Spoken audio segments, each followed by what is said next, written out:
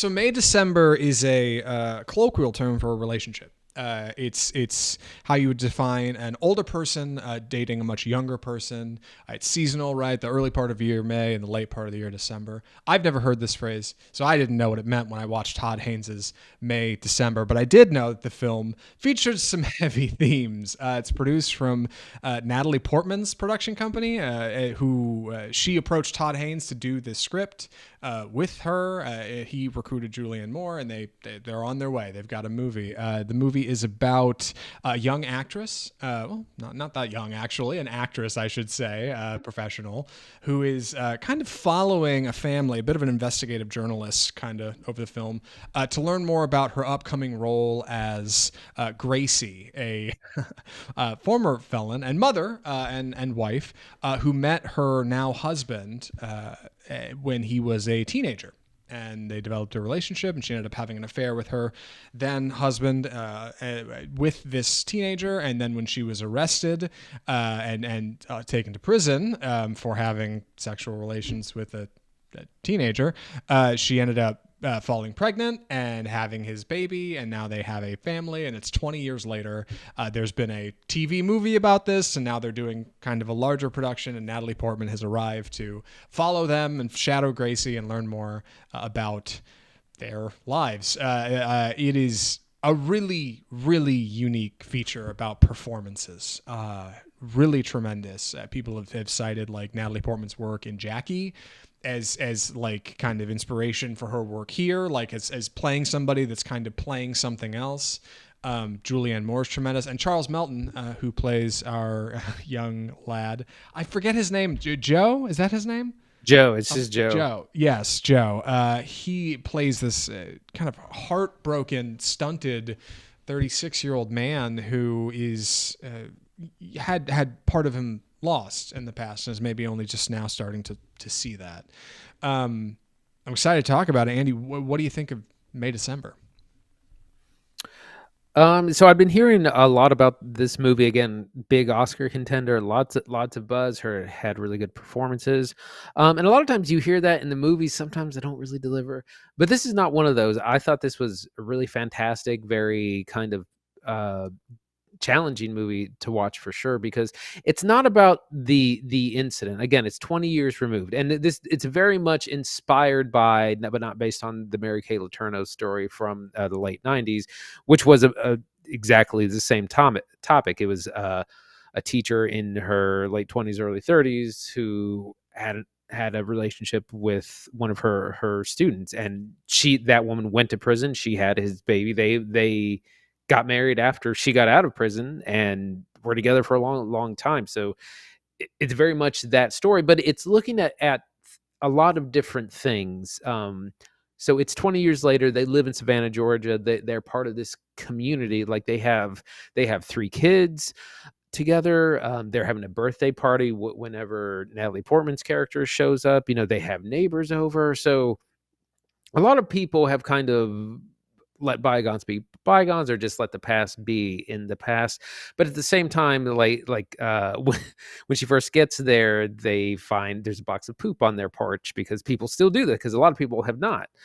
So it's looking at, what does this situation do? What 20 years down the road, once you're past like all the tabloids and the illegalities of it all, what does that mean? And it's an incredible just look at, again, family, predators. There's a number of predators in this movie, not just Julianne Moore's character, relationships, past, present. Like there's so much going on, and what's brilliant about it is that it's made in the style of kind of a cheesy Lifetime movie. Like it has this weird haze over it. It has very overly dramatic piano music, and it seems, to the point, it seems a little silly. Like I got a little bothered by the piano music until I realized that it's a bit.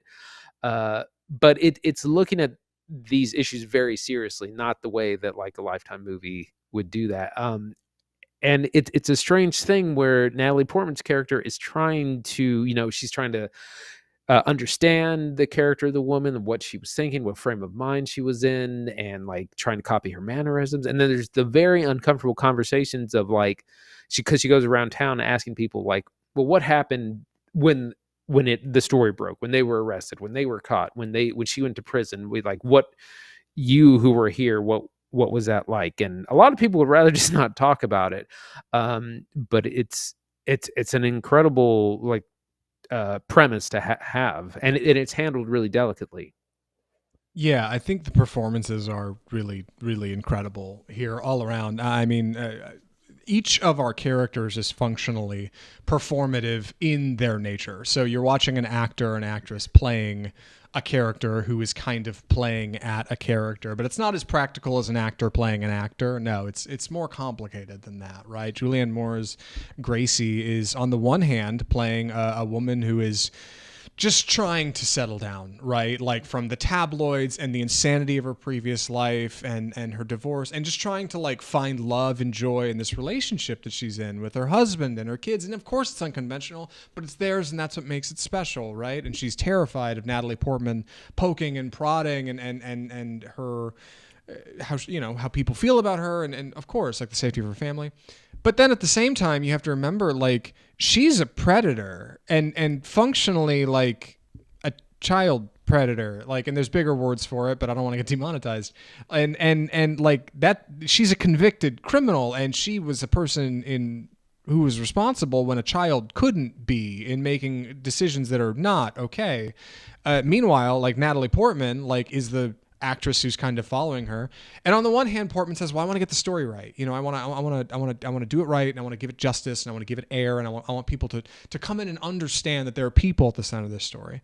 But at the same time, Portman is trotting into these people's lives at the interest of her own career, and she starts to pick up similarities to Julianne Moore, right? She starts to pick up a bit of a lisp in her. She starts to kind of wear her hair a certain way, and before you know it, like she even starts to ape her relationship, and she starts to develop kind of a conversation that's ongoing with Joe, and the two of them have a bit of private. And she also like is here for her own best interest, and at no point is saying, you know what, you guys are just trying to be good people. I should maybe step back or do the right thing. But then there's Joe, played by Charles Melton, who is getting a ton of buzz for the Oscars this year. I think people are saying he's a lock for a Best Supporting nom, at least, who is playing Joe, who is a 36-year-old father and husband, but fundamentally, like, he is stunted in time, like from the time he was taken advantage of and abused, like, and he is just kind of this insecure, very small man whose shoulders are always hunched over, and he speaks really softly, he does whatever Gracie says, and he's like so obviously eliciting like elements of childhood, and it's like so strained, and it's really, really brilliant drama work. The three of them are incredible. They carry the whole film. If there's any reason to watch this movie, I think it's watching these three. Yeah, I think one of the interesting things that this movie is really about it's really about its victim, which a lot of these, like, again, Lifetime movies, sorry, they're going to be catch and strays, this whole review, are not about. A lot of times it is about the tabloid taboo nature of what happened, and none of that is ever portrayed on screen. It's always referred to in dialogue. Uncomfortably by a lot of people, but this is again, like you said, it's very much about Joe, and he's so awkward around people. You can tell he's not socialized very well. He doesn't know really how to act and respond around Natalie Portman's character a lot of times. He's it seems like he may not know what's going on at all times, but at the same time, he's not like dumb. Like he has a job in the medical industry. I think he's like a radiologist or x-ray technician or a doctor. It didn't really say, but like they have a big house and he's got a good job, and you know he's not like incompetent, but he is very stunted.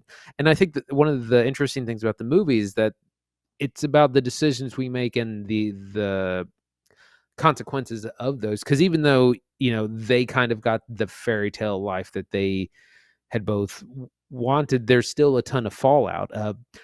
Gracie had three kids and a family before this affair, who are all still in town. They still have to deal with the fallout. They have three kids currently, two twins which are about to graduate high school, and one daughter in college. Those kids still have to deal with the decisions of their parents, and there's nothing they can do. Like, they can't get away from it, even if they wanted to, because of their situation. So it's about kind of the selfishness of those decisions. Yeah, and I think that selfishness ends up surprising us as audience members more than it like becomes apparent, because you so get pulled into the reality of these characters and their day to day and like kind of that surface level appearance. I mean, when you first see Joe and Gracie, they're like at their kid's birthday party, and they're like hanging out, hugging. They seem totally fine on the surface. Like Andy said, Joe's got a great job, Gracie's a baker. Like they just seem like a totally normal family. And Natalie Portman comes off as a professional actress who's here investigating a role, and everybody has their kind of role that they're playing. But you just start to get pulled into the film more, and before you know it, you're judging people and making thinking terrible things. You have to stop and go, oh, hold on a second, wait a second, yeah, let me look at the larger picture of this, right? Like there's some bigger things at play here, and it makes for like a surprisingly like full experience out of what otherwise would be like a short feature. I think that's part of the reason I like the soundtrack so much. It is intentionally jarring, and I was listening to an interview earlier where they said that it was, I forget the exact term, but basically the music is designed to make you actively interpret what you're seeing. One of the first times it kicks in the film outside of the title cards is for a laugh. Julianne Moore says, Yeah. I don't think we have enough hot dogs for the barbecue. And then the music, boom, and it's like a Twin Peaks, like big, bold orchestra. Don, don. Yeah, and then it cuts to a grill that is full of hot dogs, like setup, music, punchline. It's almost like a laugh track. And then throughout the film, it's used differently, and you start to feel like, okay, well, why is this kicking in now? What does this mean? It's meant to elicit investigation from you. You're supposed to look at this oddly and think, what am I seeing here?